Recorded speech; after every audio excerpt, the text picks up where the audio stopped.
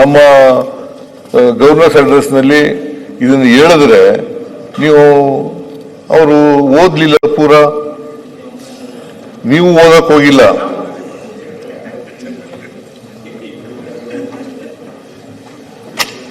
ಅದರಿಂದ ಮಾನ್ಯ ಅಧ್ಯಕ್ಷರೇ, ನಾವು ಹೇಳಿದಂಥ ಅನೇಕ ವಿಚಾರಗಳನ್ನ ನಾವು ಈ 3 ವರ್ಷದಲ್ಲಿ ಏನೇನು ಮಾಡಿದ್ದೀವಿ ಅಂತಕ್ಕಂಥದ್ದನ್ನೆಲ್ಲ ಬಜೆಟ್ ಪುಸ್ತಕದಲ್ಲಿ ನಾವು ಹೇಳಿದ್ದೀವಿ, ಸಾಧನೆಗಳನ್ನೆಲ್ಲ ಹೇಳಿದ್ದೀವಿ.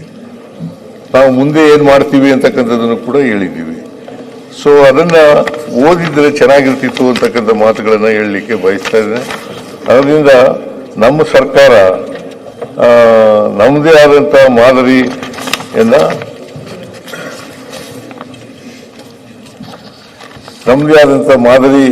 ಸರ್ಕಾರವನ್ನು ಕೊಡಲಿಕ್ಕೆ ಪ್ರಯತ್ನವನ್ನು ಮಾಡ್ತಾ ಇದ್ದೀವಿ. ಜನಪರವಾದಂಥ, ಸಮಾಜಮುಖಿಯಾದಂಥ ಸರ್ಕಾರವನ್ನು ಕೊಡ್ತಾ ಇದ್ದೀವಿ. ಇದನ್ನ ನಮ್ಮ ಮಾದರಿನ ನಿಮ್ಮ ಕೇಂದ್ರದ ಮಂತ್ರಿಗಳು ಮತ್ತು ರಾಜ್ಯಗಳ ಮುಖ್ಯಮಂತ್ರಿಗಳು ಏನೇನು ಹೇಳಿದ್ದಾರೆ ಅಂತ ನಿಮಗೆ ಓದಿ ಹೇಳಲಿಕ್ಕೆ ಬಯಸ್ತಾ ಇದ್ದೇನೆ. ಕರ್ನಾಟಕದ ಅಭಿವೃದ್ಧಿ ಮಾದರಿಯನ್ನ ಕೇಂದ್ರದ ಹಲವಾರು ಸಚಿವರುಗಳು, ಹಲವು ರಾಜ್ಯಗಳ ಬಿಜೆಪಿ ಮುಖ್ಯಮಂತ್ರಿಗಳು ಶ್ಲಾಘಿಸಿದ್ದಾರೆ.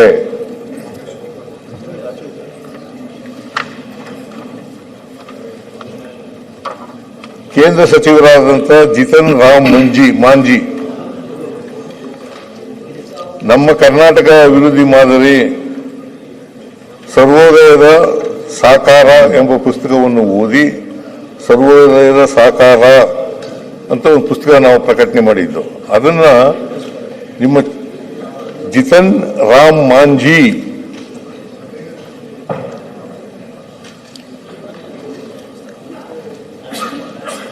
ಅವರು ಏನ್ ಹೇಳಿದ್ದಾರೆ ಅಂದ್ರೆ, ನೋಡಿ ಪತ್ರ ಬರೆದಿರೋದವರು Jitan Ram Manjhi. Thank you very much for sending me publication titled Karnataka Model of Development, the model that delivers, the state that leads. It is the need of the time that we build a state where growth is inclusive, governance is transparent, and development reaches the last person in the queue. Hence, this model can prove the path shower to the other states as well. I once again extend my sincerest thanks for sending me the said book ಅಂತ ಇವರು ಜಿತನ್ ರಾಮ್ ಮಾಂಜಿ ಇವರು ಹೇಳಿರ್ತಕ್ಕಂಥದ್ದು, ಇವರು ಪತ್ರ ಬರೆದಿರ್ತಕ್ಕಂಥದ್ದು. ನಿತಿನ್ ಗಡ್ಕರಿ ಅವರು